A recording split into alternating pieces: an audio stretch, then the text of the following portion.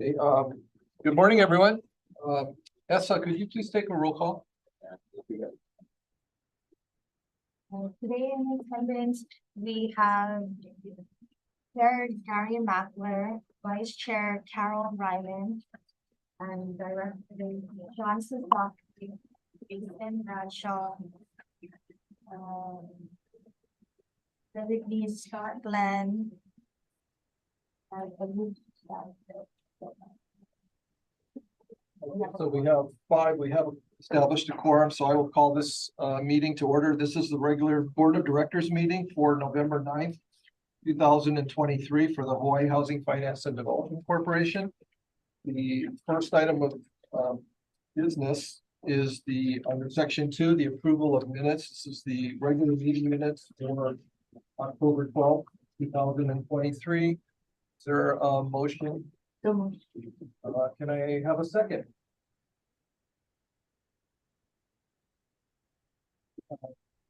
Wanting to second the motion? I'll second the motion. Thank you. Is there any discussion? Okay, if not, all in favor, say aye. Aye. Aye. Minutes are approved as submitted. A couple of housekeeping items I want to just go over. We are right now we are deferring under our agenda under section 3A. We are deferring this item, awaiting the arrival of one additional board member. And with regard to item 3L, and I know this is something that a lot of people have been involved with, this is to approve the 2024 qualified allocation plan for the low-income housing tax credit program. 3I. Did I miss it? 3I, excuse me. This item we are going to be deferring to the December board directors meeting. However, there may be those in attendance or watching remotely that were planning to give testimony on this agenda item. So in a moment, I'm going to ask if anyone wants testimony, but before I do that, I do need also as a housekeeping matter, ask our board members who are attending remotely, Sean Sasaki and Jason Bradshaw, if there is anyone else with you in your location. No, I'm by myself. Thank you. Thank you, Jason. How about you, Sean? There's no one in the room with me. Okay, thank you. Also, before we get started with any testimony, I would like to ask our executive assistant, Del Juan, to please establish the ground rules for testimony. Thank you, Chair. Anyone wishing to present oral testimony should indicate so to the chair. Oral testimony will be limited to 3 minutes, subject to the discretion of the chair. The testimony must be related to an item on the board agenda. Before you begin your testimony, we ask that you identify yourself and spell your name for the record. After 3 minutes, I will call time, after which you will have 15 seconds to conclude your testimony. Keep in mind that this is an opportunity for you to share your thoughts with us. If you ask questions during your testimony, neither the board nor the staff is required to provide an answer. For anyone wishing to submit written testimony, instructions for doing so are on the front page of the agenda under the section titled Public Testimony. Thank you. Thank you, Del. Okay, so I would like to go to item 3I, which is again to approve the 2024 qualified allocation plan for the low-income housing tax credit program. And I would like to ask if there's anyone here in attendance or watching or viewing this meeting remotely, if they would like to give testimony on this agenda. This is your opportunity. I do also want to mention that there was extensive submittal of written testimony for this agenda item that is in today's board packet, which will carry over to the December board meeting. Anyone? Okay, hearing none, I'm going to go ahead and move on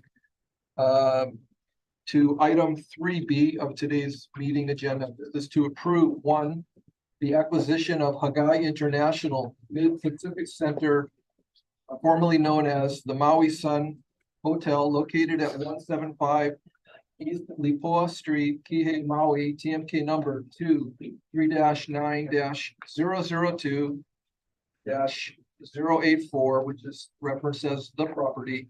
And two, the establishment of a dwelling unit revolving fund budget relating to the property. So, is there a motion to approve, board members?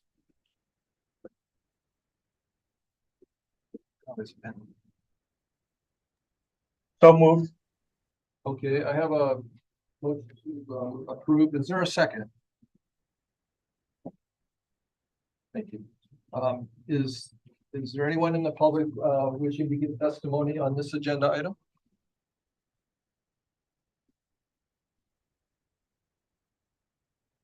Okay, if not, I'd like to ask Chris to our chief planner to present. Great, thank you. Good morning, Chair. Good morning, members of the board. Welcome, Director Glenn, to the board. HHI International Institute for Advanced Leadership Training owns the fee simple the HHI International Mid-Pacific Center. This is a property located in the mixed-use neighborhood of Kihei, proximate to numerous community facilities and amenities. Location map attached as exhibit to your interaction. Property is situated on a site of a little bit over 6 acres. It was completed in 1989.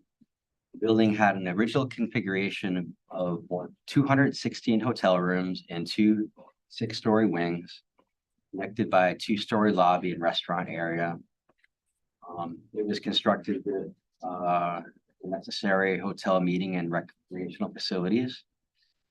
And it also was constructed with 288 surface parking stalls.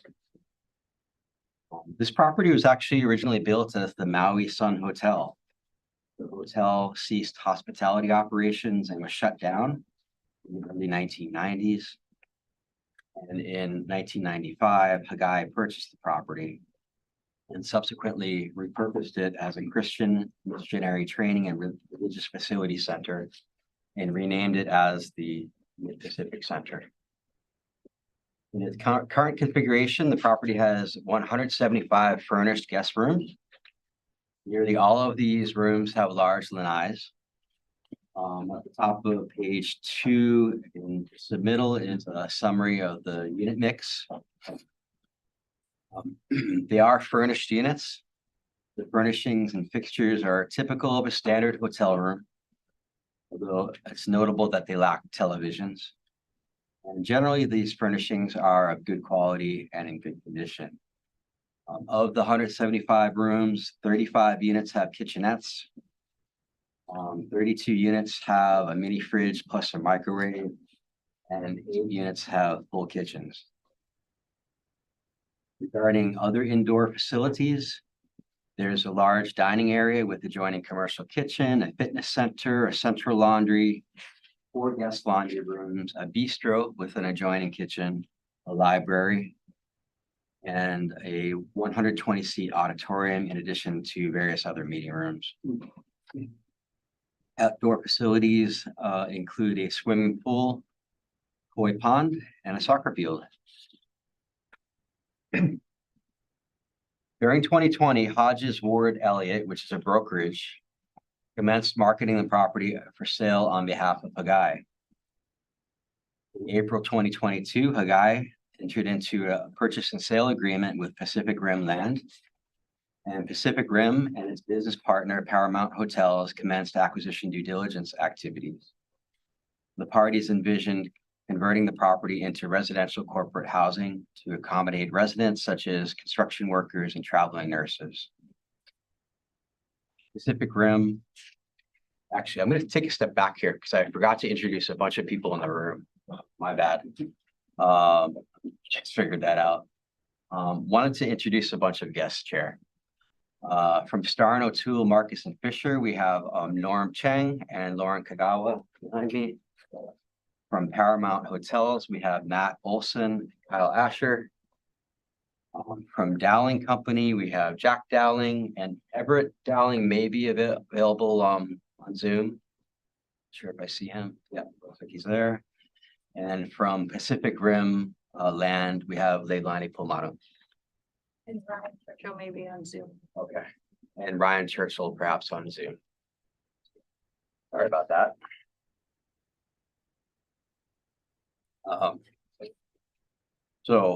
April 2022, Hagai entered into a PSA with Pacific Rim Land. They started due diligence activities with their partner, Paramount Hotels. Pacific Rim was founded in 1990. They invest in a variety of real estate assets, primarily in Hawaii and the US West Coast.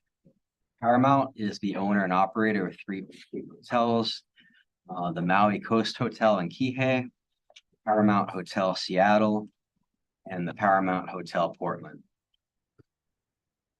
In April 2023, staff learned that the legislature was considering an appropriation of funds to HHFDC to acquire the fee simple interest in the property, and upon acquisition of the property, simultaneously enter into a long-term ground lease with the county of Maui. The county would subsequently convert the property into an affordable housing project with additional pre-kindergarten educational uses. In May 2023, the legislature passed House Bill 300, commonly referred to as the budget bill.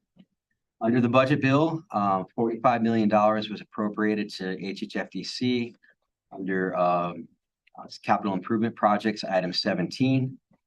And that was for the plans, land acquisition, design, and construction for repurposing of existing facility for public kindergarten classrooms, dedicated teacher housing, and affordable workforce housing, ground site and improvements, equipment, and appurtenances. In May 2023, staff held the first of a series of meetings with representatives of the county. We discussed the planned acquisition of the property. Later that month, staff met with representatives of Dowling Company. Dowling Company is a Maui-based real estate development investment company founded in 1989, and they are serving as a consultant to Pacific Rim. Dowling was also in the process at that time of procuring various third-party due diligence reports on the property. In June 2023, Guy and Pacific Rim executed their 6th amendment to the PSA. Among other things, that amendment provides that first, the due diligence period ends at 8 a.m. on December 29, 2023. Closing of the acquisition of the project shall take place no later than that date and time. The purchase price of the property was agreed to be $37.1 million, increasing by $100,000 on each July 1st thereafter. So a purchase price, assuming a closing in December, is $37.7 million under the purchase and sale agreement. And then finally, Pacific Rim was given the right to assign its rights and entitlements under the PSA to a government buyer. That government buyer definition is quite broad, but would include HHFDC. With such assignment limited to an assignment effective as of the closing date and simultaneous with the closing. On June 30th, 2023, the governor enacted, basically signed the budget bill. It was enacted as Act 164, Session Laws of Hawaii, 2023. On July 10th, Paramount Pacific Rim entered into a letter agreement under which Paramount agreed to withdraw from the project as a co-venturer with Pacific Rim due to their differing visions for the property, thus allowing Pacific Rim to assign its purchase rights under the PSA to a government buyer. Among other things, that letter agreement provides that upon assignment of the PSA to a government buyer, Pacific Rim will transfer to Paramount the amount of $750,000 as a fee for the work done by Paramount on the project and in consideration for Paramount's agreement to withdraw. The letter agreement is subject to a government buyer closing on the purchase of the property shall be null and void if the government buyer does not complete the acquisition. And finally, the letter agreement provides that a deed restriction will be exercised will be placed on the property upon the closing upon the purchase of the government buyer. That will basically restrict the property's use and restrict it from being a hotel. So all these events occurred during the first half of 2023. August 8th, 2023. The wildfires disaster of Maui. At the time of the wildfires, the property had been almost wholly vacant since Hagai had ceased active missionary training activity in anticipation of the sale. In the wake of the wildfires, Hagai made the property available to temporarily house various first responders, including members of the National Guard, the American Red Cross, and Southern Baptist Disaster Relief. And as of a couple weeks ago, there were approximately 150 first responders occupying the property. So again, the original deal was for HHFDC to buy the real estate, and upon its acquisition, enter into a long-term ground lease with Maui County. Maui County was then to convert the property to multifamily use for workforce housing. HHFDC was basically supposed to be the vehicle to acquire and hold the real estate, nothing more. Not intended to operate it. However, after the wildfires, in September, we decided to pivot on this transaction because frankly, Maui County, with everything going on over there, didn't have the capacity to take on ownership and operation of the property and leasehold. So we made a decision to proceed with the acquisition, or proceed due diligence on the acquisition. And in anticipation of closing on the asset and then operating the property on our own with a partner as a management partner.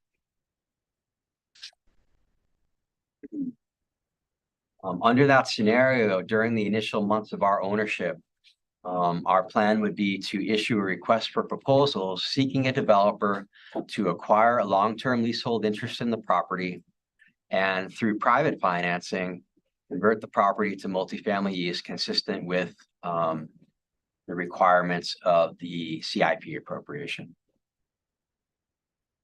A preliminary plan prepared by Pacific Rim, Paramount, and Dowling contemplated that the property would be converted to 117 1- and 2-bedroom units at a cost of over $200,000 per unit. We also had a plan to repurpose the library space into pre-kindergarten classrooms. If HHFDC closes on the acquisition of the property, we intend to seek the board's approval of the key terms of an RFP at the regular meeting on January 11, 2024. And then we've outlined the timeline of that RFP process in Exhibit G. Basically issuing an RFP, giving developers 60 to 90 days to generate proposals and look at the property, bring their consultants through, generate proposals, go through a round of best and final offers, negotiate a purchase and sale agreement with the developer, allow the developer, say 60 to 90 days due diligence, 60 days to close. That takes you to like May 2025. So that would be about 1.5 years of HHFDC ownership.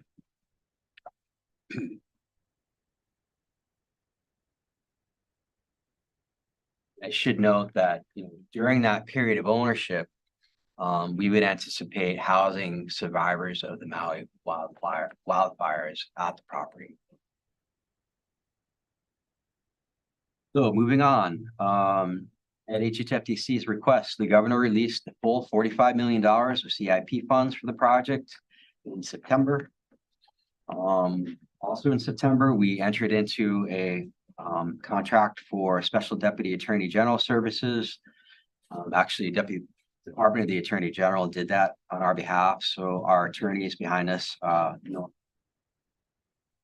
that's how they came aboard. As noted above or previously, Pacific Rim has the right to assign its interest in the PSA to a government buyer. So we've been negotiating with Pacific Rim an agreement to assign purchase and sale agreement with the key terms summarized as follows. Basically, Pacific Rim would agree to stand still. All actions, approvals, and consents exercised by Pacific Rim under the PSA as the buyer or in connection with the letter agreement require HHFDC's prior written consent. HHFDC shall notify Pacific Rim in writing no later than December 1st that HHFDC is committed to acquire the property, subject to the availability of government funds and receipt of all necessary government approvals. Prior to the execution of the agreement to assign, Hagai and Pacific Rim will execute an amendment to the PSA to delete the section relating to buyer indemnity insurance. We cannot agree to those provisions. And as consideration for Pacific Rim assigning its interest in the PSA to HHFDC under this agreement to assign would agree to pay Pacific Rim at closing the sum of the following amounts. An assignment fee in the amount equal to 4% of the purchase price plus GE2 thereon. An amount equal to the fees paid by Pacific Rim to Paramount pursuant to the letter agreement, that's $750,000. And the amounts of the out-of-pocket property due diligence costs paid by Pacific Rim, but capped at $595,000. So we've been undertaking due diligence on the acquisition of the property. I'll just quickly run through these due diligence initial findings. Zoning, we're not anticipating any issues. There may be a minor issue relating to parking and the need to add stalls, but we're still looking into that under multifamily use. The phase 1 environmental site assessment came back clean. The property condition assessment assessed the property to be in fair condition. I guess I'll just put it this way. It was built in 1989. It's of the vintage where basically all the major building systems are starting, they're at the age where they need to be replaced. So it's typical of the age of the property. Accessibility, largely in part because Hagai made various modifications to the building after they bought it. There are some accessibility issues that need to be addressed, but nothing that we consider major. Property title looks good. We do have a replacement cost estimate for the property. To rebuild something like this, $125 million. And we do have, it's not reflected in the write-up here, but we got the draft appraisal report earlier this week. It's coming in around $46 million under Hawaii Revised Statute, Section 201H-33D. HHFDC cannot pay more than appraised value for a property that has improved dwelling units on it. As far as HEPA goes, this project or our contemplated acquisition of the property is exempt from the requirement to prepare environmental assessment. Those are the due diligence findings. Again, preliminary, we're still working through some of it. So I noted that back in September, we made this decision to pivot. If we close, we contemplate housing fire survivors or related parties in there. And to do that, we need a property management company to do the day-to-day management of the project for us. We've been in discussions with Paramount Hotels regarding that contract. Again, Paramount, as I described, was kind of partner of Pacific Rim on the acquisition. They decided to part ways, and they're primarily an owner and manager of boutique hotels. We chose to exclusively negotiate a management contract with Paramount, primarily due to the firm's high level of familiarity with the property. They also own and manage the nearby Maui Coast Hotel. It's like 2 miles away, so there can be operational efficiencies that benefit the property from that. And then given that, we have a year-end deadline to close, and we made this decision mid-September. And we had a lot of work and due diligence remaining to do at that time. It was neither practicable nor advantageous to HHFDC to conduct a competitive procurement of property management services. Under the governor's, I believe it's now the 8th proclamation relating to wildfires, we can enter into a management contract with Paramount, not subject to the requirements of the Hawaii Public Procurement Code, Chapter 103D. Financial terms of the contract have been negotiated, base management fee of $50,000 per month, a 4% development support services fee on capital projects. We believe that these fees are reasonable.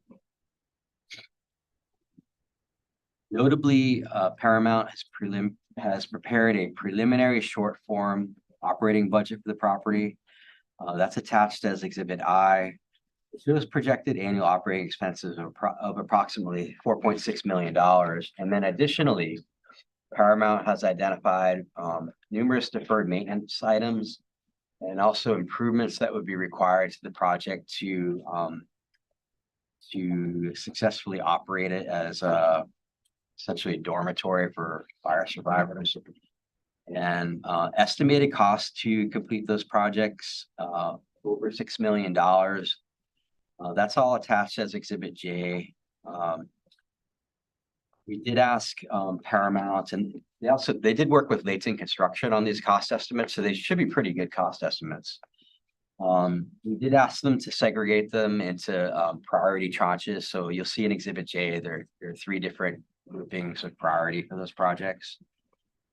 Not all of them necessarily have to be done.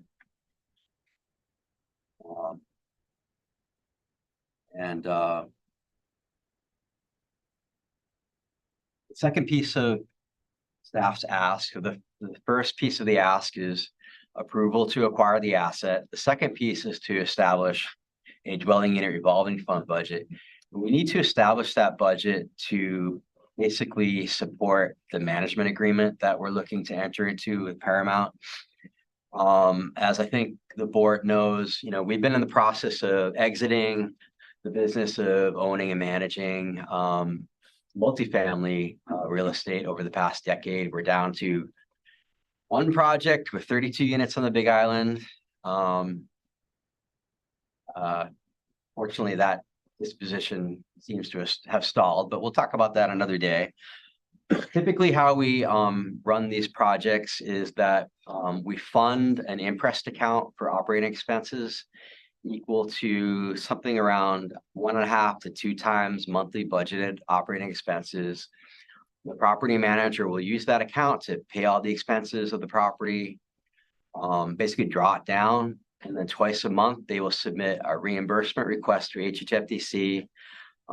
It includes invoices, check registers, financial reports. We review it, assuming that all of the expenses that they incurred were in line with the budget.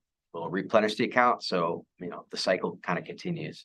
So I need a dwelling unit revolving fund budget to establish that account, and to set it up at a level of 2 times operating budget plus a contingency of, we've asked for $500,000 because there are going to be a lot of unknowns in the initial months of ownership of this project. So there may be surprise operating expenses that rear their heads. We're asking for a dwelling unit revolving fund budget to establish the imprest account in the amount of approximately $1.27 million.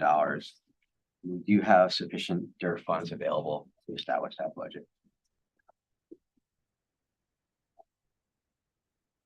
Regarding the cost of the acquisition and the purchase price, at the top of page 12, you'll see kind of a line item accounting that essentially backs into a recommended purchase price. we only have $45 million in CIP funds available. We have a pretty substantial number in there for near-term repairs and improvements, and then we have various other acquisition costs that we expect to incur. And just backing into a purchase price, leaving a little bit of cushion, we're recommending a purchase price of $34.5 million. Again, the contract purchase price under the ESA is $37.7 million. So that's a $3.2 million difference. I'll note that the estimated total cost to acquire the property is quite a bit higher than the typical subsidy that we would provide to an affordable housing project through our LIHTC program using LIHTC and rental housing revolving funds. But we still believe the cost is reasonable. Part of the reason why the per unit cost of this project is so high is tons of ancillary special purpose space that doesn't get reflected in the per unit cost. We note that the estimated total acquisition cost of $44 million, far less than the replacement cost of the property. And then again, the appraisal, at least the draft appraisal, came in at 47 million, so greater than what we're talking about as far as what our all-in cost would be. And in a time of dire need for housing on Maui, this property is available now. I mean, if a developer came to us asking for financing today, that project's not going to be ready for 3-4 years from now. So this is a property that's available today. We also recommend that the agency proceed with an acquisition of the property only if we determine that revenue is projected to be generated by the property under our interim period of ownership, that year and a half or so, exceed budgeted operating expenses. And as far as covering operating expenses goes, we have been in discussions with Hawaii Community Foundation about possibly getting a grant from their Maui Strong Fund. All indications are that Hawaii Community Foundation is very interested to do this. But what they need from us, if we want to pursue that option, is an ask. So we're not quite sure who we're going to fill the property with during that interim ownership period and what the revenues might be. We're not quite sure what the ask should be of Hawaii Community Foundation. So they can't take anything to the board until we ask them.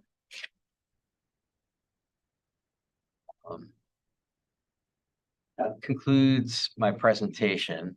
I'm gonna wait to get to the recommendation part, staff's recommendation, and ask if the board members have any questions. Again, we have counsel to HHFDC in the room, and we have various individuals that are connected to this transaction. Also in the room is from Pacific Rim, from Powermount, and from Dowling Company.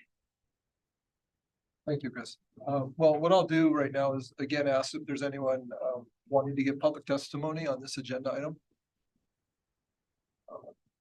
If not, what I would like to ask of the board is to entertain a motion to go into executive session to discuss with our legal counsel this real estate acquisition. Is there a second? Okay, thank you. All in favor? Aye. Aye. Okay, at this time, sorry everyone, but we're gonna have to ask you to clear the room. And council. I'm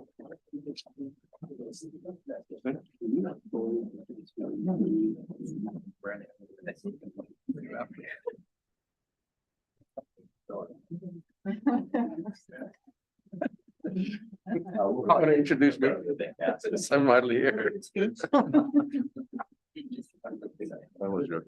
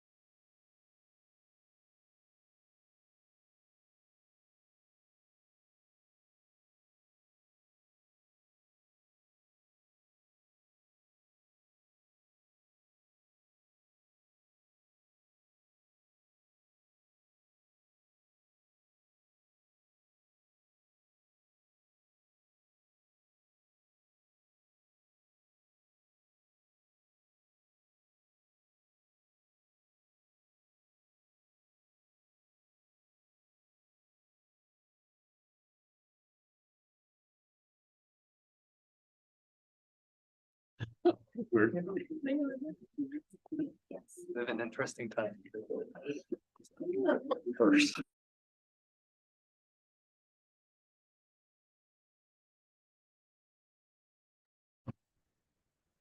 We're out of executive session, and we discussed some concerns and questions relating to the acquisition of the property. And at this time, I would like to, we do have a motion on the floor, which was seconded to approve for action. And at this time, I would ask Chris to just again read the recommendation. Sure thing. Thank you, Chair. Staff's recommendation is that the Board of Directors approve the acquisition of the Hagai International Mid-Pacific Center, formerly known as the Maui Sun Hotel, located at 175 East Lake Forest Street, Kihei, Maui, TMK 239002084. And authorize the Executive Director to undertake all tasks necessary to effectuate such acquisition, including but not limited to the following: execution and negotiation of an agreement to assign purchase and sale agreement, an assignment and assumption of purchase and sale agreement, any related transaction documents necessary to consummate the transaction contemplated pursuant to the purchase and sale agreement, all subject to staff's completion of due diligence to the satisfaction of the Executive Director in his sole and absolute discretion, and substantially on the terms described herein, allowing for modifications as may be deemed reasonable in the Executive Director's sole and absolute discretion, and also the establishment of a dwelling unit revolving fund budget relating to the property as described herein, subject to release of such funds by the Governor. Thank you, Chris. Is there any other discussion, board members? If not, all those in favor say aye. Aye. Opposed? Hearing none, the motion carries. Before we move on to the next agenda item, I'm going to ask for a 5-minute recess. So then we'll get right back into the agenda.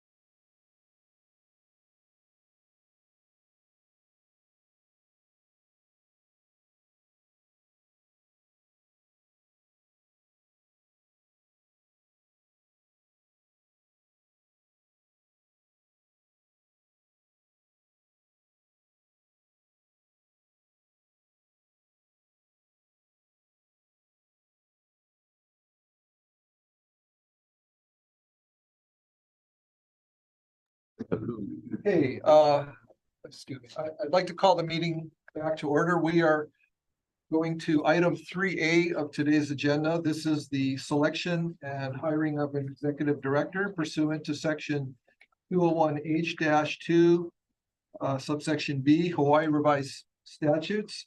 Let me just start off by saying, several months ago, this board established a permitted interaction group, and the current members of that group are here. This is Carol Ryman, our vice chair, Jimmy Tokioka, who's an ex officio board member, and myself. And we were tasked to undertake the recruitment of a permanent executive director.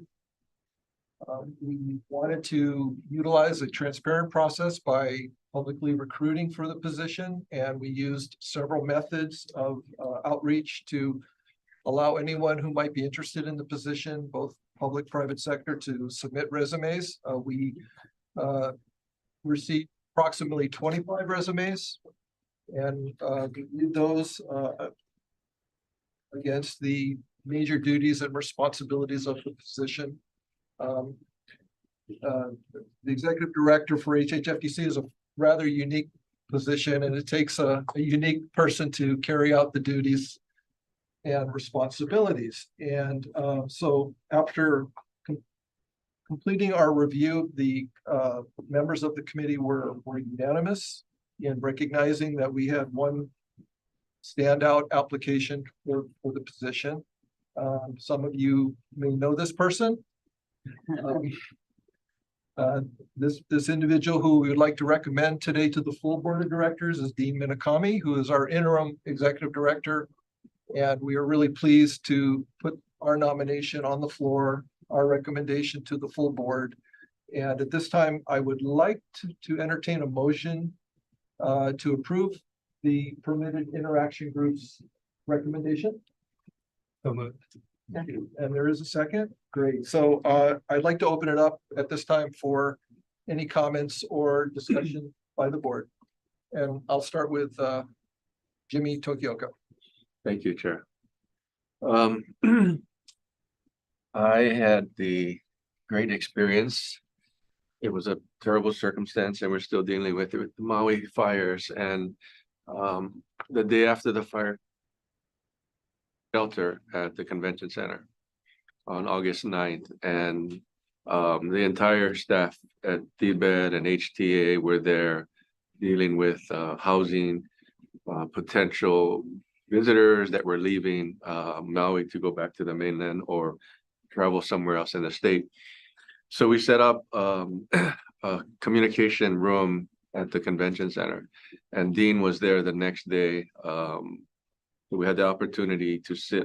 I had the opportunity to sit right next to Dean with FEMA, HAIMA, the Red Cross, and it was a collaborative group of people working on the solutions for what we were going to do with the survivors of the fire, what we were going to do with the guests, the visitors that were trying to get back to the mainland. But right away, Dean was instrumental in coming up with the Hawaii Fire Relief Program. And as many of you know, Dean is not somebody that is talks a lot. He's a thinker, and he when I first met him, I said, "This guy is so quiet. I don't know what he's thinking." But I just had that experience of seeing what he could do, and I was totally amazed because he is so quiet.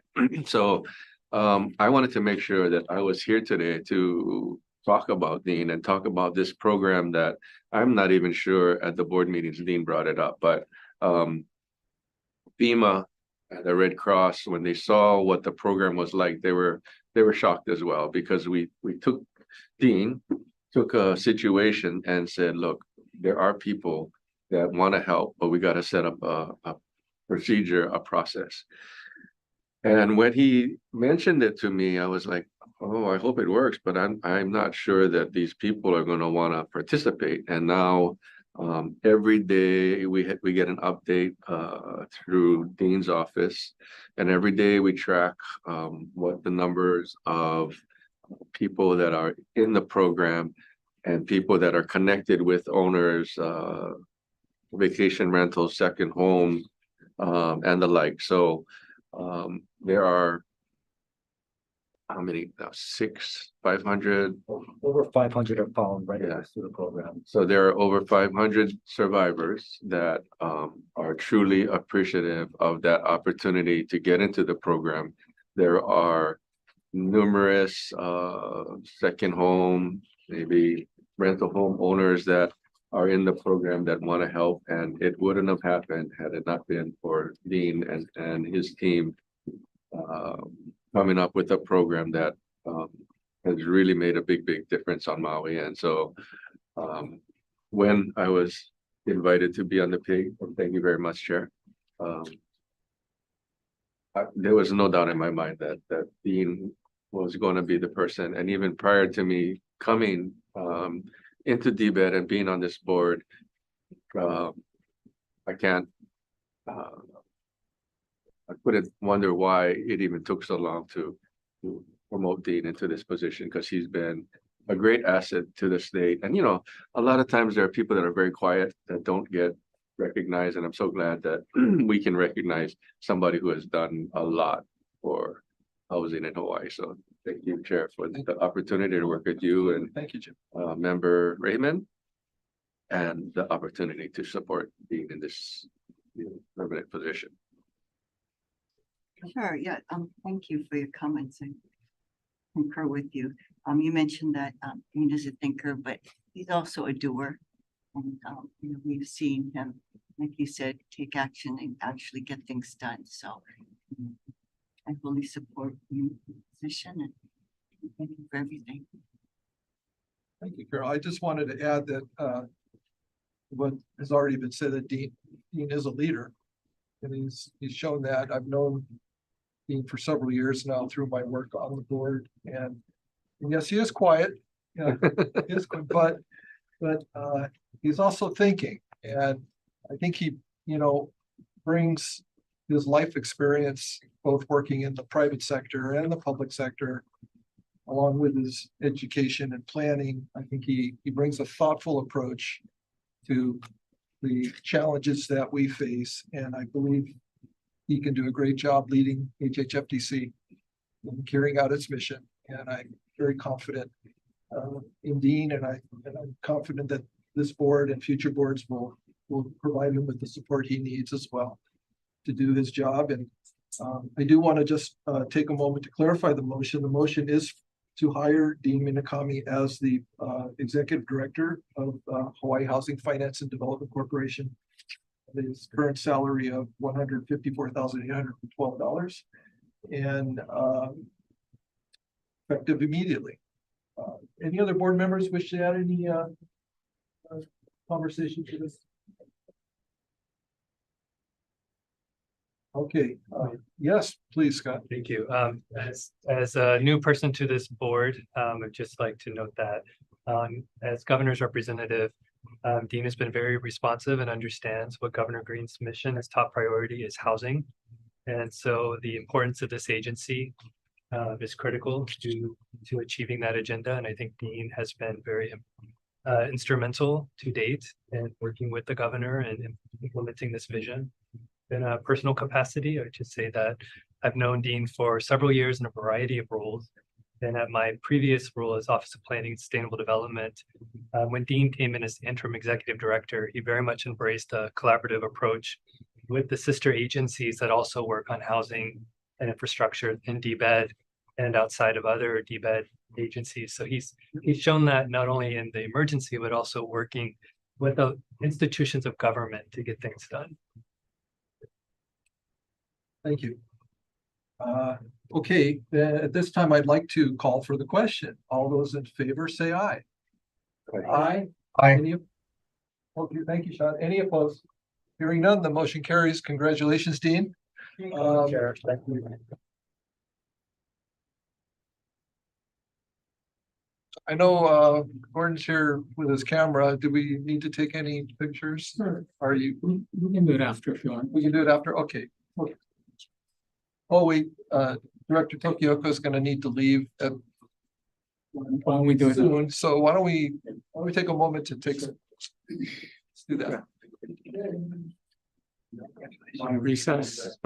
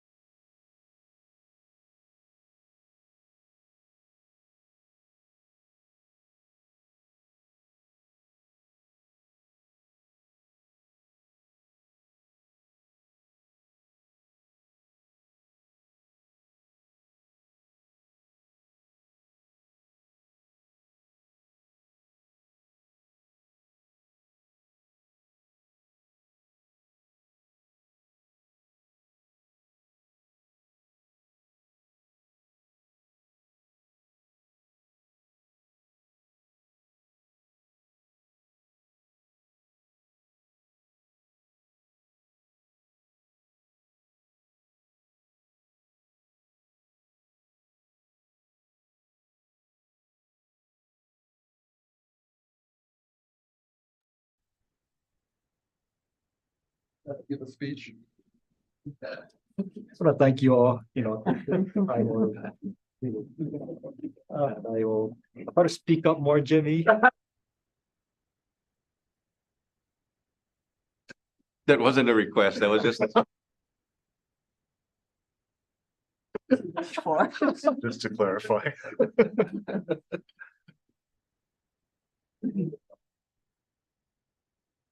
Oh, never mind. Oh, okay. I'd like to move on with the agenda. Before I get to the next item, I do want to just take a moment to introduce our newest director, Scott Glenn is here with us today from the governor's office, and welcome, Scott. Glad you could be here. Thank you. Is there anything you'd like to share with us about yourself or? Thank you, Chair. Aloha, everyone. Scott Glenn, Office of the Governor. Just a little bit, background, I've worked in the state government now for about 8 years. And my first intersection with HHFDC was when I was the director of the Office of Environmental Quality Control in 2015 to 2019, and updated the state EIS administrative rules to introduce the exemption for affordable housing for Chapter 343. Thank you, Chair. Thank you. That's been huge, by the way, for us. Okay, item 3C. This is to approve a request from the developer to amend the rental housing revolving fund for the Hale Levi Nalu Phase 2 project located in Kapolei, Oahu. BMK number 19-1-013-052. Can I have a motion? We have a motion and a second. Is there anyone in the public wishing to give testimony on this agenda item? If not, I'll turn it over to our finance manager, David. Morning, Chair, Vice Chair, members of the board. Welcome, Director Glenn. Congratulations, Director Minakami. Hale Levi Nalu Phase 2 is a 50-unit affordable housing project for families in Kapolei, Hawaii. The project will serve residents at or below 30, 50, 80, and 100% AMI. All 50 units are studios, and the project has committed to an affordability period of 75 years. The developer of the project is Cloudbreak Hawaii LLC. On April 11th, 2019, the HHFDC Board of Directors approved an RHRF loan of up to $3,378,100 for the project. The project has also secured a HUD 221D4 senior loan with Gershman Investment Corporation to provide the additional funding for the project. The rental housing revolving fund loan will be a second position lien on the property. Subsequently, on April 15th, 2019, HHFDC issued a letter of intent for the loan, which was executed by the awardee on April 23rd, 2019. On January 23rd, 2020, the awardee was granted an extension to the deadline for closing the loan to October 31st, 2020. On October 8th, 2020, the board awarded an extension to the project for the closing to October 31st, 2021. And on October 14th, 2021, an extension was granted until October 31st, 2022. At the board meeting on October 13th, 2022, an extension of closing was granted to October 31, 2023, which was amended at the October 12th, 2023 board meeting. The current deadline to close the RHRF loan for the project is now October 31st, 2024. On September 19th, 2023, the awardee submitted a formal request to increase their RHRF loan award the amount of $9,182,097 and amend their letter of intent. The developer attributes the increased request to unexpected inflationary pressures, rising interest rates, and other developmental issues arising from the pandemic. The scope of the project has also changed. It now includes a requirement to connect to HECO from Navy Power, requiring new transformers and street widening. The overall project cost has increased from $9,387,500 to $14,410,897. The cost per square foot of the project has increased from $311.30 to $477.88. The cost per unit now is at $288,218. As a result, the developer is now requesting amended repayment terms and interest rates, along with the additional loan amount increase of $6,309,513. In order to submit the loan for HUD final commitment and to move forward towards closing, the project does need to secure a commitment from HHFDC for these additional rental housing revolving fund funds. Upon approval by the board, the senior lender Gershman Investment Group believes that HUD approval for the project can be received within 6 months. The project is requesting amended loan terms in addition to the increased loan amount. The interest rate for the first 2 years for construction will remain at 0% interest. After year 2, the original approved interest rate was 2.5%. The new proposed interest rate for the project will be 0.25%. The loan term would increase from 32 years to 49 years. The repayment would remain at 75% of available cash flow after payment of expenses, senior debt service, and other recognized expenses. Staff has reviewed this request, is recommending that the board of directors approve the following for Haliuhi Vainalu Phase 2. An increase of the RHRF project award to $9,182,097 from the original award amount of $3,378,100. In addition to this approval would be contingent upon the awardee applying to the City and County of Honolulu for its next round of funding for its affordable housing fund project funds as an alternative source of funding. HHFDC's RHRF award would be amended or reduced as needed based on the outcome of the city's awards. It's all contingent upon the authorization and approval by the governor for the proposed project and the release of RHRF program funds as mandated under Chapter 15-311 HHFDC Administrative Rules. Execution of all documentation necessary to a HHFDC outlining the terms and conditions of the project award and its increase. completion of all documentation necessary and required to secure release of the funds, certification of the awardee to comply with the statutory and program requirements, including but not limited to Chapter 343, 103D, 104, and Chapter 103-50 Hawaii Revised Statutes as they relate to the use of state funds.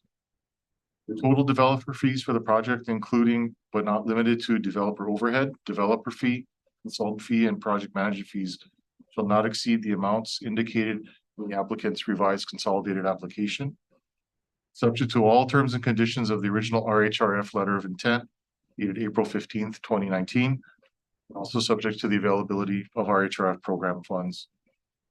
Also recommending that the board approve the authorization of the executive director to undertake all tasks necessary to effectuate the purposes of this for action. I have representatives from the developer team, Cloudbreak, here with us today to answer any questions the board may have. Okay, board members, do you have any questions for our finance manager or for the developer representatives?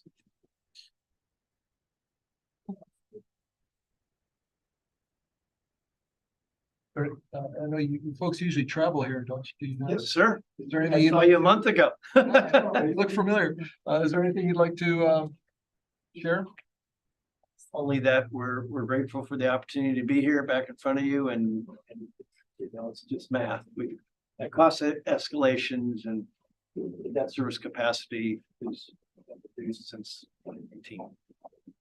My only question for you is, are your construction numbers based on a completed set of plans for your project? Yeah, well, this is a replication of the one you already did. Okay. There's no changes to it. And we have multiple phases that we Yes. plan to come back with. And there's some changes to that as we're growing it from a 50 unit module to a 62. But this is just exactly what we built. No changes. We think we know how to do that. And same general contractor, Okay, thank you. same architectural group. Thank you very much. Congratulations. Thank you. Yeah, okay, if there are no other questions, let's, all those in favor of the motion, say aye. Aye. Any opposed? Hearing none, the motion carries. Thank you so Great. much. Thank you. You indicate, microphone. That's why I can hear you. Yeah, Jason, if you could please, for form purposes, could you indicate what your vote by your mic?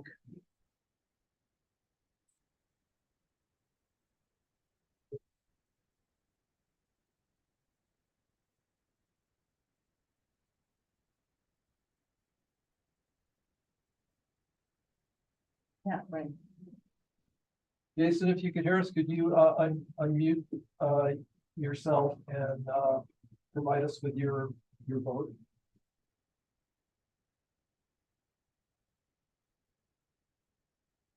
I. Thank you. Okay, moving on to the next agenda item. This is item 3D. This is to approve an extension to resolution number 181, which provides for official intent with respect to the issuance of Ulame multifamily tax exempt bonds for the Kaialu Ōpaʻi project located in Hawaii, Hawaii, TMK number 32-4-025-048. Is there a motion? And there's a second. Anyone in the public wishing to give testimony on this agenda item? Hearing none, I'll turn it over to Dave. Thank you, Chair. Kaiaulu Kapiolani is a 64-unit affordable project for families in Hilo, Hawaii. The project consists of 2, 3, and 4 bedroom units, serving those earning up to 30, 40, 50, and 60% of the AMI. The project has committed to an affordability period of 65 years, and the developer of the project is Ikaika Ohana.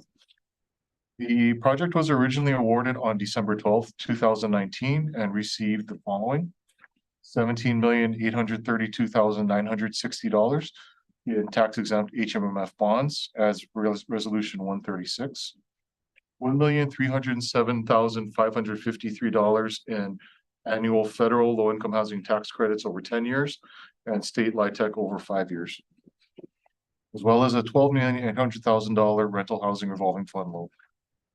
On February 6, 2020, the governor issued preliminary approval to issue the HMMF bonds. And the original deadline to issue the bonds was December 31st, 2020. The project received 3 extensions to the deadline running through June 30th, 2023. On January 12th, 2023, the HHFDC Board of Directors granted an increase to the bond award to $23,041,000 from the original $17,832,960, which is now Resolution 181. Also increasing the 4% LIHTC allocation reservation to $2,361,268 from the original $1,307,553 for federal and state LIHTC reservations.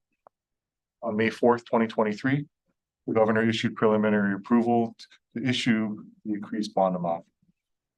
On June 8th, 2023, the board granted a 6-month extension to the project through December 31, 2023. On October 23rd, 2023, the awardee requested an extension to the deadline to issue bonds through June 30th, 2024. The project now targets starting construction in Q2, 2024 and completing the project in Q4, 2025. The project has demonstrated progress in the following areas. Site control remains in place. The developer is working on an extension of the contract with the seller for the sale. All the necessary and previously disclosed easements are complete and ready to record with the sale and being held in escrow.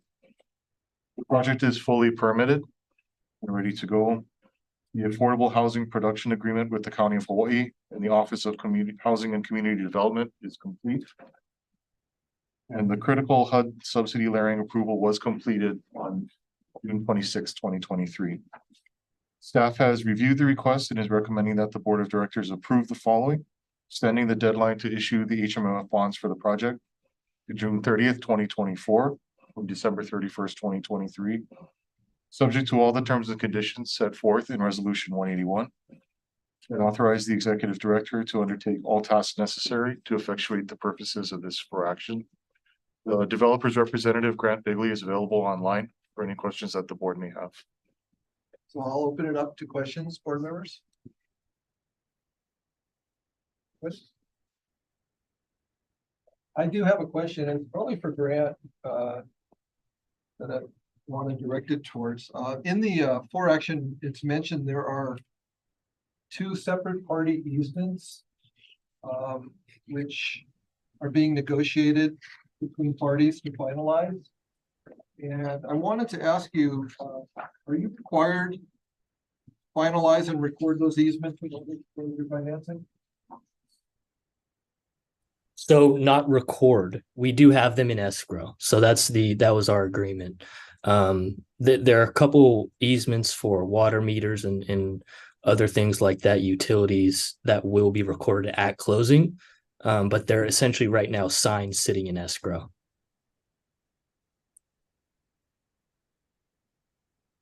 Okay, so the separate party easements are in escrow as well? Correct. Yes. Okay. Correct. Okay, Yeah. that There were a that couple. wasn't clear to me in the for action. So Sorry about that. Yeah. Yeah. We those have been ongoing for a while. We finally got them into escrow and signed by all parties around the summer, around July this year. So we're all clear for closing. It's just we need a little bit more time. But all the other entitlements are complete. So building permits are ready to go. Okay, it's also a second question, Grant. It's mentioned that you're rebidding construction to get the best possible pricing. Have you completed that? We're still waiting on one last number. We did have, we do have a final number. We didn't want to submit it. The only reason we did not want to submit it was what David mentioned with the seller. Our issue is this December 31 extension, not only for HHFDC, but also the seller. But we're very close to an agreement with them on getting an extension as well. So we didn't want to put everything through this meeting without getting the confirmation, but we're very close, like I said. Okay. Okay, thank you. I did want to clarify to the board that while the developer is rebidding the project and their costs, we will be coming back for a final increase in respective resources. That's the number we're waiting on from them. We were trying to get it in as soon as possible, but they're just finalizing it. And once they get that, we'll bring it before the board. Yeah, thanks, Dave. Thanks, David, for the clarification. We're again very close. And we have a number. We just didn't want to go in front of the board and discuss those numbers until they were confirmed. So we're just working with the extension right now. Any other questions? If not, call for the question. All those in favor, say aye. Aye. Any opposed? Thank you, Sean. Any opposed? Do we need? Aye. Thank you, Aye. Jason. Thank you. Okay, if not, the motion carries. Thank you very much. Going on to the next agenda item, which is 3F. This is to approve a reservation of low-income housing tax credits for the Kalemao Village project located in Eva Beach, Oahu, TMK number 19-1-122-004. Is there a motion to approve? Is there a second? This could be. We might have skipped E. Or we have to go to E. Did I jump? Oh, my apologies. Let me back up. Sorry about that. We are now going back up to item 3E, and that's to approve an extension to the rental housing revolving fund letter of intent for the Kaialu o Kapiolani project located in Hilo, Hawaii, TMK number 32-4-025-048. Is there a motion to approve? Second. We have a second. Anyone wanting to give testimony from the public? Hearing none, we'll put it back to David. Thank you. Thank you, Chair. So this is again for the Kaiaulu o Kapiolani project from the previous for action. The project was approved for its RHRF loan in the amount of $12,800,000 on December 12th, 2019. The board approved 4 previous extensions. The latest extension was approved on June 8th, 2023. Current deadline to close the loan is December 31st, 2023.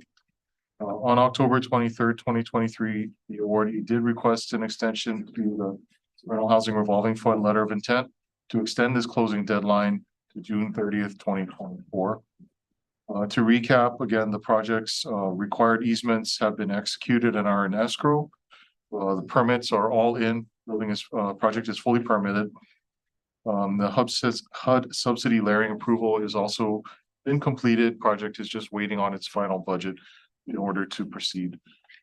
Staff has reviewed the request and is recommending that the board approve the extension of the deadline for the RHRF letter of intent for Kaiaulu o Kapiolani to extend to June 30th, 2024, subject to all the terms and conditions of the for action dated December 12th, 2019, and authorize the executive director to undertake all tasks necessary to effectuate the purposes of this for action.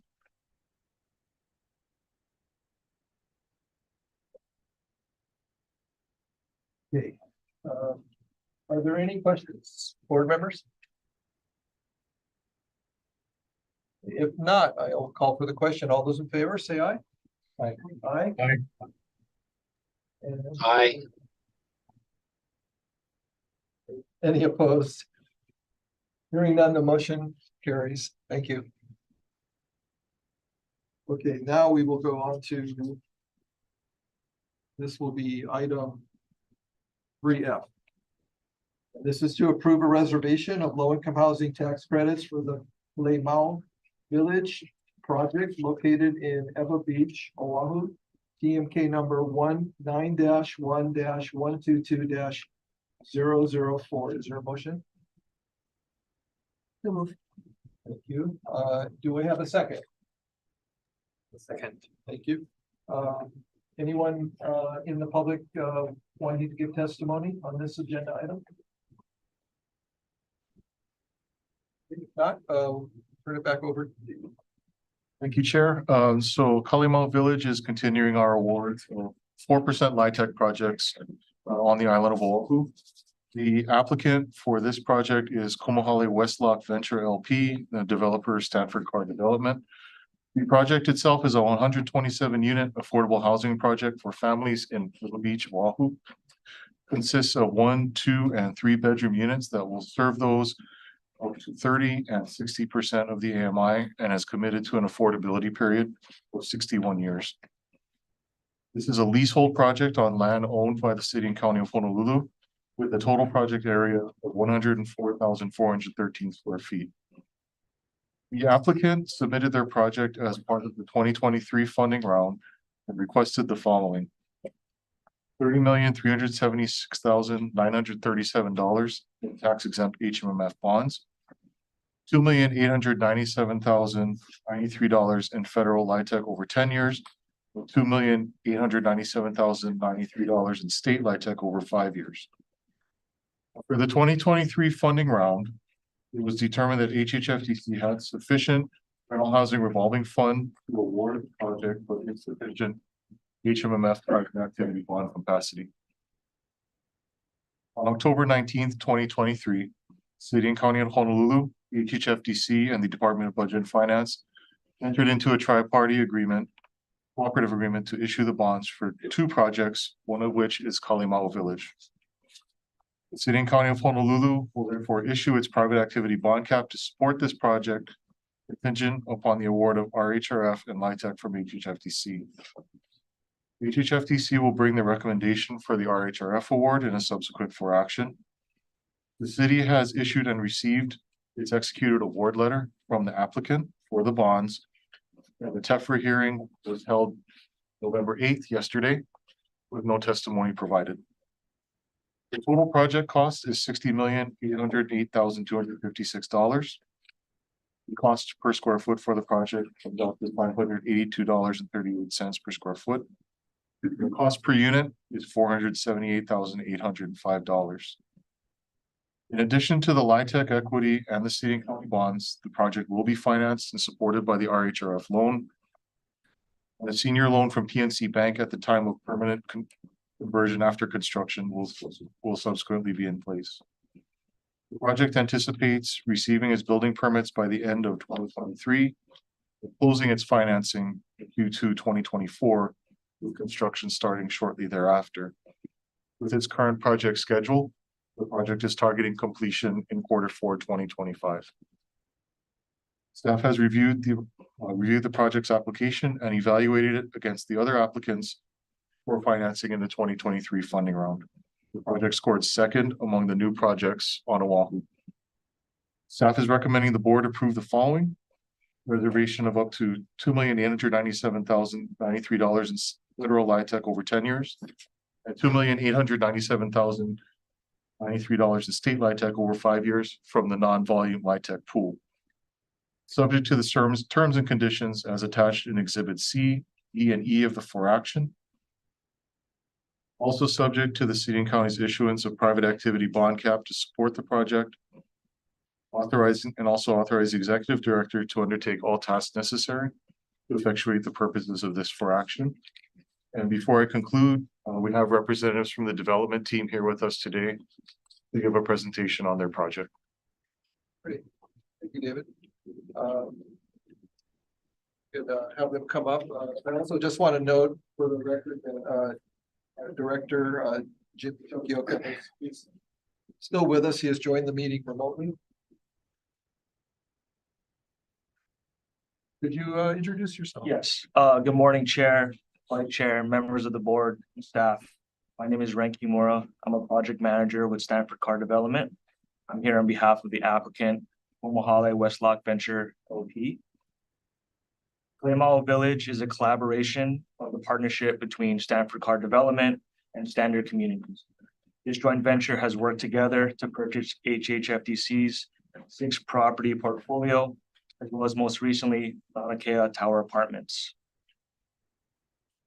As part of a competitive RFP process, the City and County of Honolulu's Department of Land Management awarded the applicant the opportunity to develop and lease 3.7 acres located out in Ewa. The project site is located at the corner of Fort Weaver Road and Renton Road, adjacent to Westlock Elderly Village and nearby Asing Community Park. Our project will neighbor other developments such as Westlock Modular, Westlock Fairways, and North Park by Gentry Homes.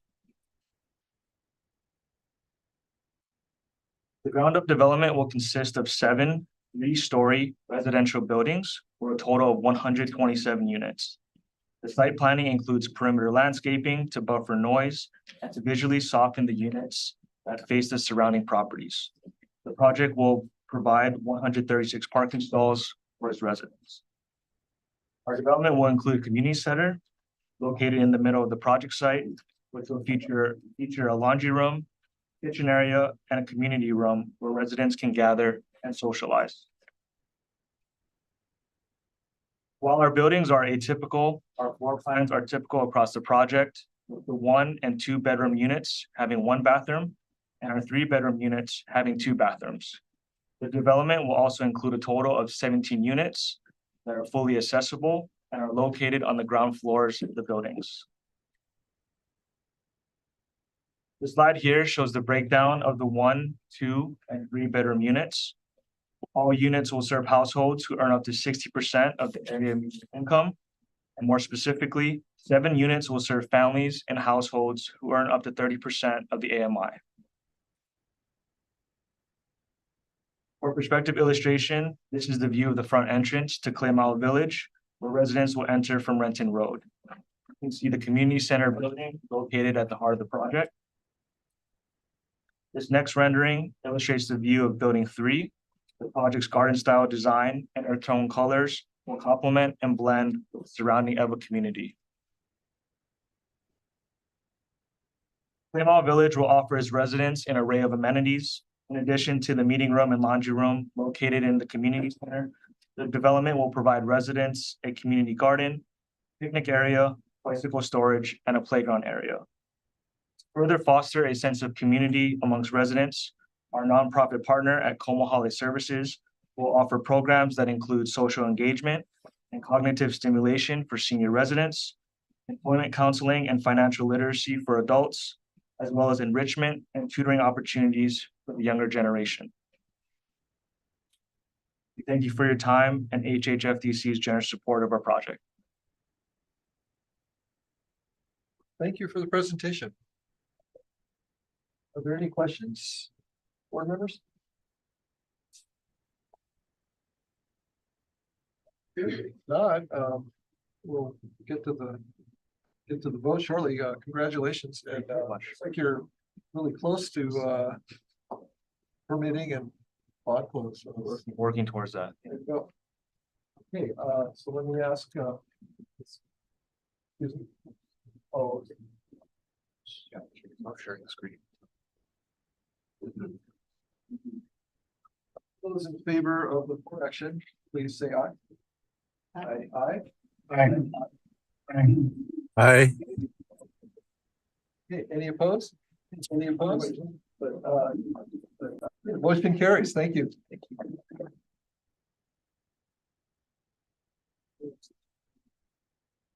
Okay, going on to the next agenda item, which is item 3G. This is to approve a rental housing revolving fund project award for the Clay Mile Village project located in Eva Beach, Oahu, TMK number 9-1-122-004. Is there a motion? Second. Oh, second. A second. Anyone in the public wishing to give testimony on this agenda item? No? Okay, turn it over to David. Thank you, Chair. So this is the supporting rental housing revolving fund award for the Clay Mile Village project from the previous for action. So in addition to the request for bonds and LIHTC, the project requested a $14,600,000 rental housing revolving fund loan in its application. The project has requested the following loan terms. In addition to the loan amount of $14,600,000, the project will have 0% interest for years 1 and 2, which will be the construction term, and 0.40% interest after year 2. An origination fee will be payable at financial closing in the amount of 0.5% of the final loan amount and a loan term of 52 years. There will be no payments due during construction, years 1 and 2. After year 2, the project will pay 70% of available cash flow after payment of expenses, senior debt service, and other recognized expenses. The total loan to value ratio on the project will never exceed 100% of all financing in place.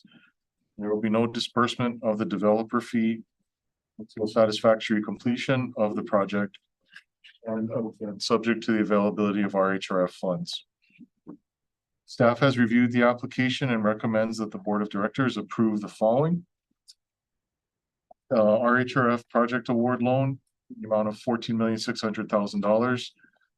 Pomohali Westlock Ventures LP for the benefit of Kalemao Village, with the terms and conditions prescribed in section 3G of the for action and in the RHR preliminary commitment letter, which is exhibit C, and subject also to the following.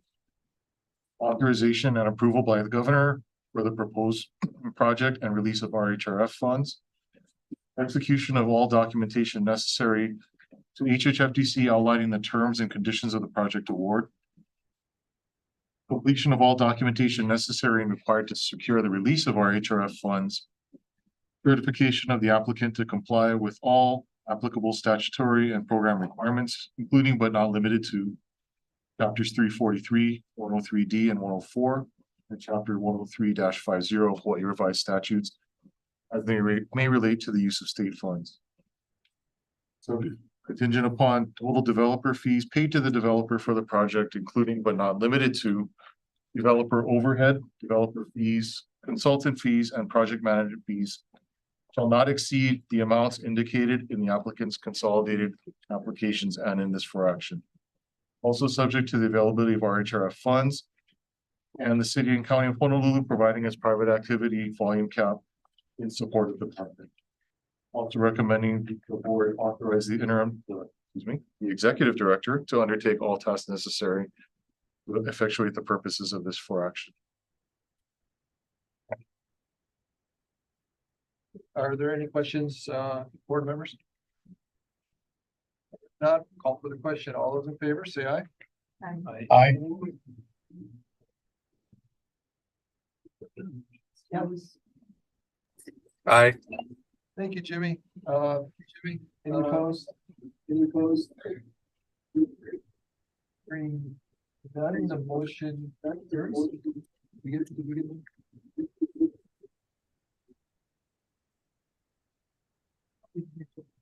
Oh, I see. Okay. You want to read it? no. Ask Jason. Oh, Jason, I know you're muted, Jason. Would you like to give a vote on this agenda item?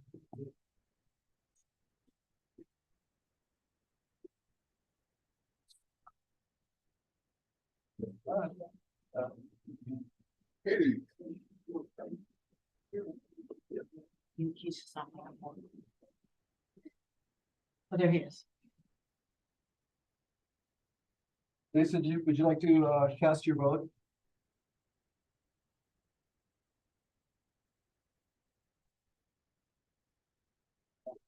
Oh, motion carries. We'll move on.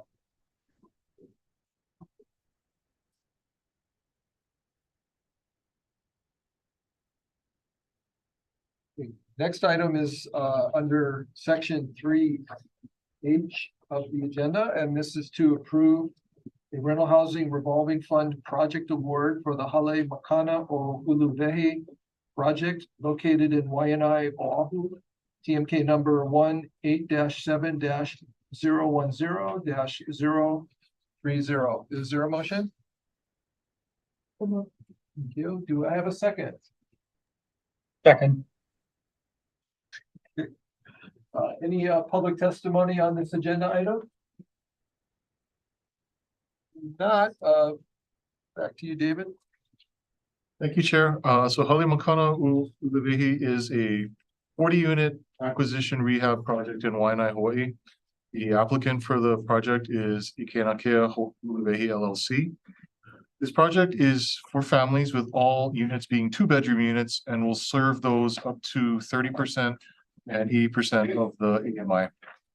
The project has committed to an affordability period of 61 years. The land is leasehold. The project will be leasehold on land owned by the Department of Hawaiian Homelands. And the total project area is 54,103 square feet. The project applied for financing for only a rental housing revolving fund loan in the fiscal year 2023 funding round for a loan amount of $4,750,000. The project will also utilize a senior loan from Bank of Hawaii, as well as $13,700,000 in Native Hawaiian Housing Block Grant Program funds to finance the project stack. The total cost per square foot is $253.22 per square foot and $342,500 per unit. These costs are both below the group applicant averages. However, the project will require substantial site work, including repaving of the parking lot, landscaping, various in-unit improvements, as well as converting existing homeless transitory units for family housing use. The project anticipates starting construction in Q4 2024, completing the rehab in Q3 2025. The project has been determined by staff to be feasible. The RHRF loan being requested will be paid off during the committed affordability period. And there are built into the project considerable contingencies to address potential cost increases. The project itself is exempt from Chapter 343. However, the Native Hawaiian Housing Block Grant funds do require NEPA approval, which is expected by March 2024. Staff has reviewed the project and is recommending the following loan terms. An RHRF loan in the amount of $4,750,000 with zero interest during years 1 and 2, an interest rate of 0.5% after construction after year 2, an origination fee of 0.5% of the final loan amount payable at loan closing, and a loan term of 41 years.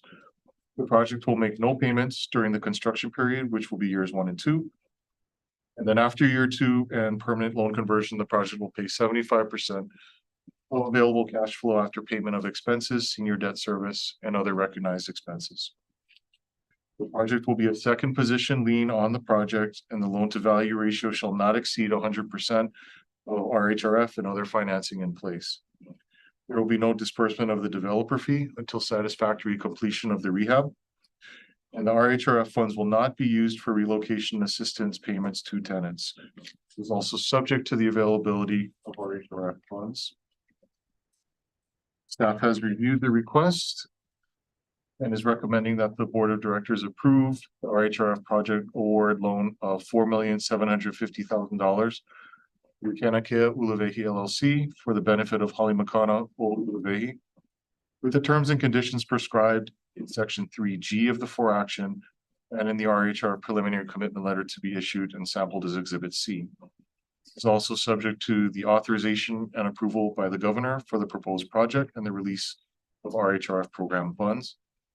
Execution of all documentation necessary to HHFDC outlining the terms and conditions of the project award, as well as completion of all documentation necessary and required to secure the release of RHRF program funds. Certification of the applicant to comply with all statutory and program requirements, including but not limited to Chapter 343, 103D, and 104, and Chapter 103-50 for the revised statutes as they may relate to the use of state funds. Again, total fees paid to the developer for the project, including but not limited to overhead. Developer fees shall not exceed the amounts indicated in the applicant's consolidated application and in this action. Again, reiterating that no RHR program funds will be dispersed for relocation assistance on the project. Also subject to the availability of RHR program funds. Also recommending that the Board of Directors authorize the Executive Director to undertake all tasks necessary to effectuate the purposes of this action. We do have the developer representatives here to give a presentation on their project as well. Thank you.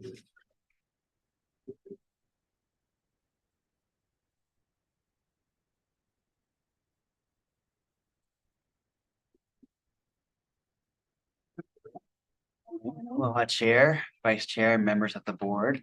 My name's Keegan Flaherty. I'm here with the Kennecky Development, and I have Alicia Rulke here with me to give the presentation as well. And we wanted to thank you guys for considering our project for an award from the Rental Housing Revolving Fund. So this is a look at our development company, Kennecky Development. The two principals, Chris Flaherty and Patty Barbie, funny enough, are actually both of our parents. Chris is my dad and Patty's her mom. And so we're a family company focusing on real estate development within Hawaii. So this is what the site currently looks like right now. It was constructed in 2007 and it's situated on Department of Hawaiian Homelands property. The site used to be operated by Catholic Charities as a transitional homeless shelter for the public. Our project is a direct response to an RFP issued by Department of Hawaiian Homelands, which concluded that the property's previous use as a transitional homeless shelter for the public no longer aligns with its mission of providing affordable housing options for Native Hawaiian families. So pursuant to the RFP, we were awarded a development agreement from DHHL at the end of 2019 and have since spent 4 years' time and $500,000 in due diligence on the project. To satisfy DHHL's needs, we've been working on financing this rehab to provide affordable rental housing for those on the DHHL waiting list. It's important to note that these residents will not lose their place on the waiting list, but generally speaking, these rental units will serve as transitional housing for them instead, and as a stepping stone for them to live in a place that is high quality and affordable enough for them to save, to become a homeowner one day. Obviously, if a waitlister would like to stay long-term, that's also an option as well. These rental units will also be occupied with a strong variety of social service programs, coupled with social service programs expected from Lena Lidl Trust, Hawaiian Community Assets, and CNHA. So touching on some of the highlights of the project, again, we'll be offering affordable rentals and support services to Native Hawaiians on the waiting list, enabling them to pursue homeownership, or they can stay put. We anticipate receiving permits faster, as well as a faster construction timeline because it's a rehab and most of the improvements are interior focused. Another important aspect is that we're serving a high need in an area with a large concentration of Native Hawaiians, and we're essentially giving them a safe haven that's centered around community culture by reactivating an area that's been in disrepair for a few years now and giving it a new light by using a design scheme that incorporates a local aesthetic. Finally, we plan on using construction labor from the local community as well. With that, I'll hand the rest of the presentation over to Alicia. Again. So this is the team that we've assembled for this project. These are all groups that we've worked with before and who we feel are confident and can help us create and deliver a great project and social services to Native Hawaiians. So here we have some of the major milestones of the project. I won't go too into it because David had kind of touched on the big ones. But we are expecting to have our permits issued in August and construction commence in October of 2024 and be completed in September 2025. So here's the site plan for Halemakana o Uluwehi. In addition to rehabbing the buildings, we'll be updating and adding parking as well as landscaping to help not only beautify the property itself, but the surrounding area. And this is the existing unit plan, which consists of 80 small studios and 2 bedrooms as it was designed as a homeless shelter originally. So from a design standpoint, we wanted something with themes of nature as well as a local aesthetic, while also being practical and livable. So we're converting the studios and 2 bedrooms into larger 40 spacious 2-bedroom units. And here is a rendering of the kitchen and living room. And here's a rendering of the bedroom. And just to echo Keegan, we really do feel that this rehab will help revitalize the area of Maili and be a place where Native Hawaiians from the waitlist will be proud to live. Thank you again for your time and consideration. Thank you, Alicia, Keegan. Board members, do you have any questions? Any comments? It's like a great project. Thank you very much for the presentation. Thank you guys. time, I'd like to call for the question. All those in favor, say aye. Aye. Aye.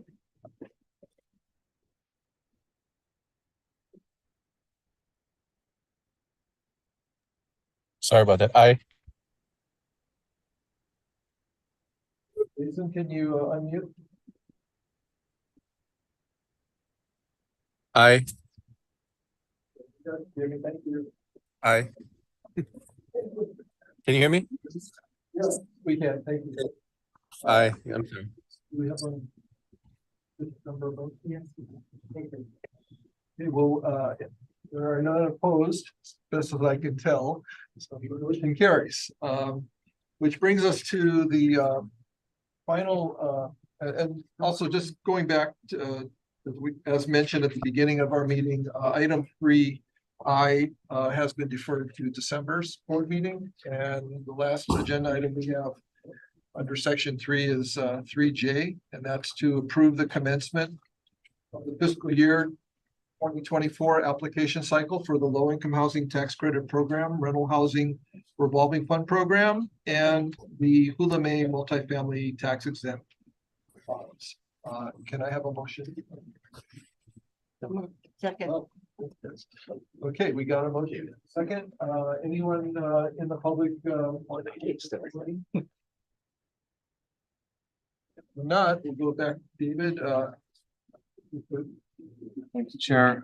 So this request is to approve the commencement and calendaring of the fiscal year 2024 application cycle for low-income housing tax credits, rental housing revolving fund, and the Hula May multifamily tax exempt bond program.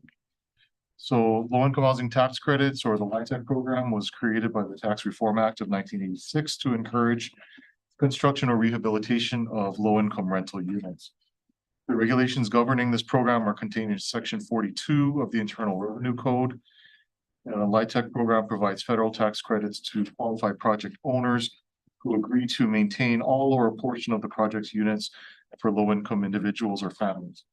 The state of Hawaii also created its own state LIHTC program, which is equal to 50% of the awarded federal tax credits allocated to a project. The Hawaii Housing Finance and Development Corporation is designated as the agency responsible for the administration of the federal and state LIHTC programs. The Rental Housing Revolving Fund program is an equity gap, legislatively funded low-interest loan program to qualified owners and developers for the construction of new affordable units or the acquisition and rehab of existing affordable units. Pursuant to Act 237, Session Laws 2015, the Rental Housing Trust Fund was reclassified as the currently known Rental Housing Revolving Fund effective July 14th, 2015. Currently, the anticipated status of our HR program funds will be $238,621,243 for this next funding round. The Hula May multifamily bond program is a federally authorized program which allows HHFDC to issue tax exempt revenue bonds to finance the acquisition and rehabilitation or development of privately owned rental projects. Under the HMF bond program, HHFDC can issue tax exempt bonds to provide below market financing to private developers or owners of affordable housing projects. HHFDC merely acts as a financing conduit by issuing the bonds on behalf of the project. The repayment of the bonds is the responsibility of the finance project and its owners, not HHFDC or the state. The multifamily tax exempt bonds require private activity bond cap, which the state receives annually in a limited amount from the federal government. For 2023, the state of Hawaii will receive $358,845,000 in bond cap, of which of this amount the state receives 50% per statute. The remaining 50% is allocated between the other counties of Hawaii. So the available uncommitted bond program authority at this time is reflected as item E of the 4 action.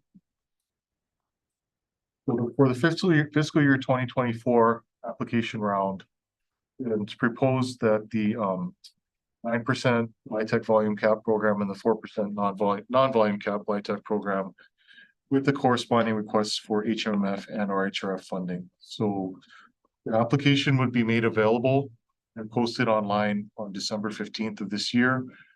Applications would be due tentatively on February 16th, 2024. And award recommendations will be targeted for June through August of 2024.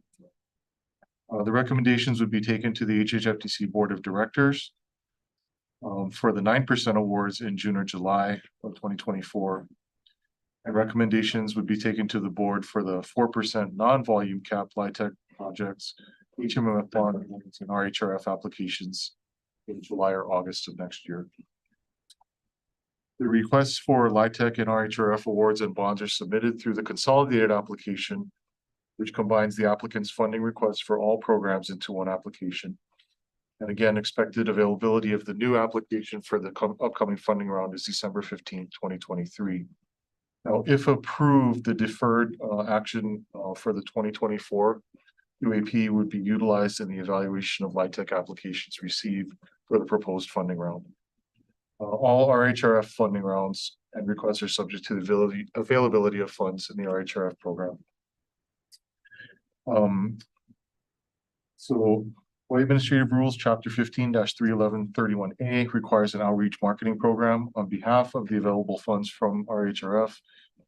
In connection with this requirement, staff is planning to publish an RHRF Notice of Funding Availability, which is attached as Exhibit A on December 15th, 2023, subject to the board's approval. Therefore, staff is recommending that the HHFDC board approve the application cycle as proposed for fiscal year 2024. Approve the application for LIHTC and RHRF. Also to authorize the staff to begin the marketing of the fiscal year 2024 RHRF project award application cycle, and authorize the executive director to undertake all tasks necessary to effectuate the purposes of this for action. Are there any questions for David? If not, all those in favor of the four actions, say aye. Aye. Aye. Yeah. Oh, Jason, are you, you're muted. Can you cast your vote?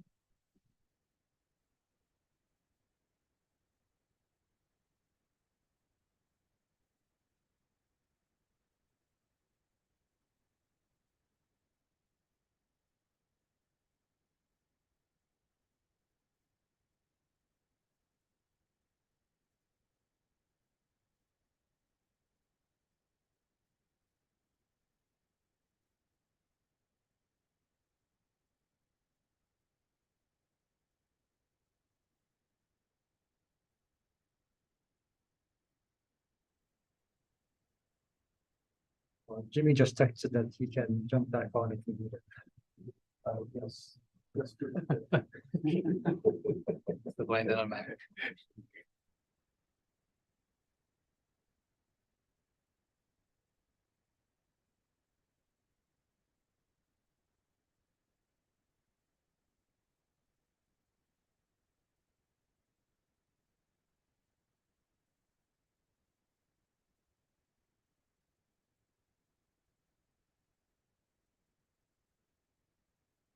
Aye. Sorry. Hi. Thank you, Jason. Okay, and you might want to stick around. We have one more vote to take, actually. So the motion does carry. Got it. Thank you. Thank you so much. I do want to go back to the top of the agenda. There's just one more item for us to consider today. And this is under section 2B, which are the executive session meeting minutes of October 12th, 2023. I'm going to go ahead and approve these in open session. This was the purpose of this was to give for the permitted interaction group conducting the search for a permanent executive director to give the board a progress status report. So are there, can I ask for a motion to approve the executive session meeting minutes? Yeah, is there a second? Second. Thank you, Scott. All those in favor, say aye. Aye. Aye. Aye. Okay, the motion carries. Thank you. And now I'd like to go to adjournment. Is there a motion to adjourn?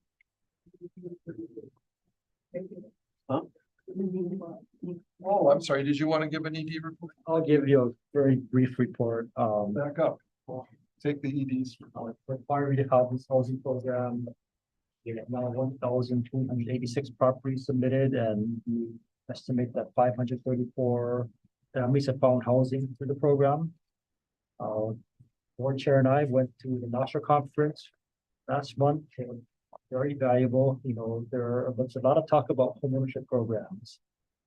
A lot of states are in our situation where in the past we could use our bond cap to fund mortgage programs, but states like us now use our bond cap for new constructions. We've a lot of talk about ways to fund mortgage programs, what's the financing. So we're exploring that right now.